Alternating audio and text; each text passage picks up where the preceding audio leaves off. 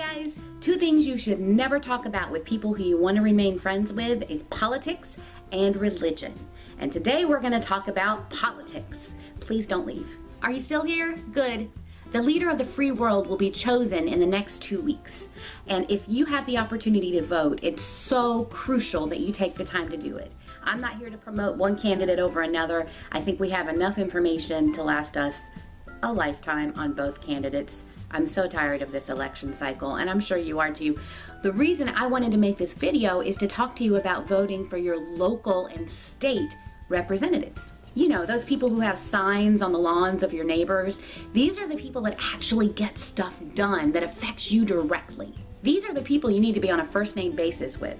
These are the people that you will be emailing and calling when crucial issues come up.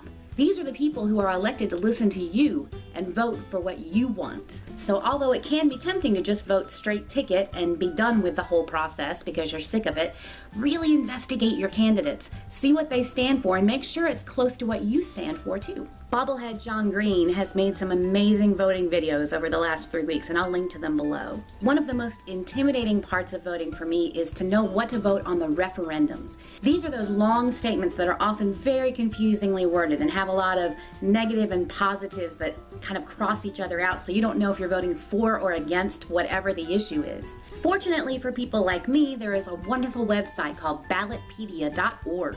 Ballotpedia takes each referendum separately, breaks it down into easy to understand language, gives you the pros and the cons, and then goes further and shows you which newspapers have said that they endorsed the referendums and gives you the reasons for those endorsements. That way you can make your own informed decision before you go to vote instead of standing there and being confused at the ballot box like I usually am. So Ballotpedia.org is a great resource, and I'll link to it below.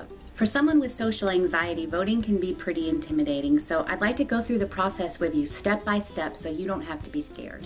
I literally Googled, how do I vote in the presidential election?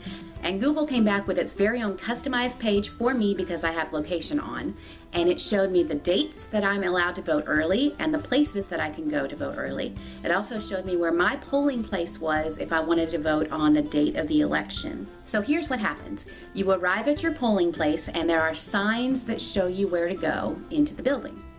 There will sometimes be a line, especially if you vote on the official voting day, which is November 8th this year.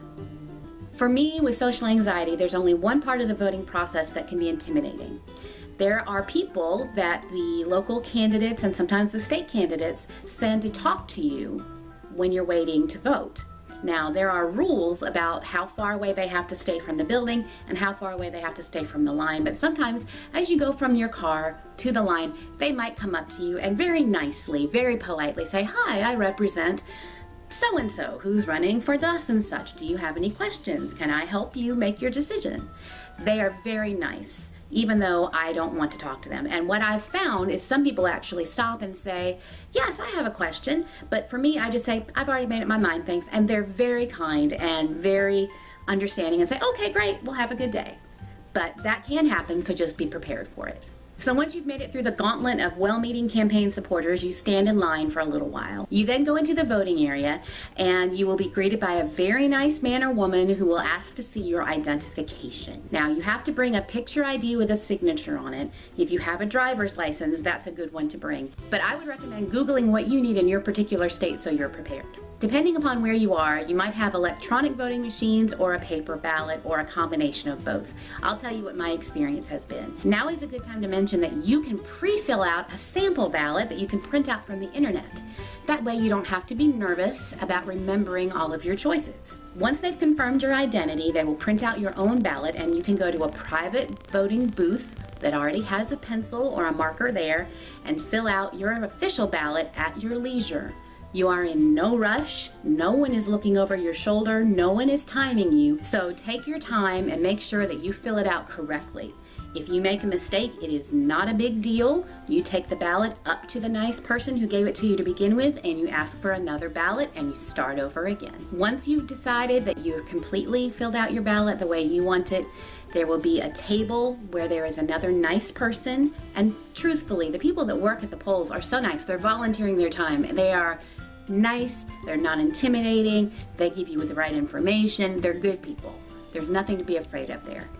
They will take the ballot from you and you stand there together as they feed the ballot into the machine. And then they give you a sticker that says, I voted, and then you leave and you're all done. Once you've voted and you're ready to leave, there might be one more group of people that want to talk to you, and those are exit pollers. Now, you don't have to talk to them. You can just say, no, thank you. Or if you want to talk to them, they will just ask you questions like, who did you vote for and why? And you can express those opinions if you feel comfortable doing it. This just helps them keep track of numbers so that the candidates and the news stations can start making their predictions about who's winning. And that's it. You're done. You voted. Yay, you! You overcame your social anxiety and you made your voice heard.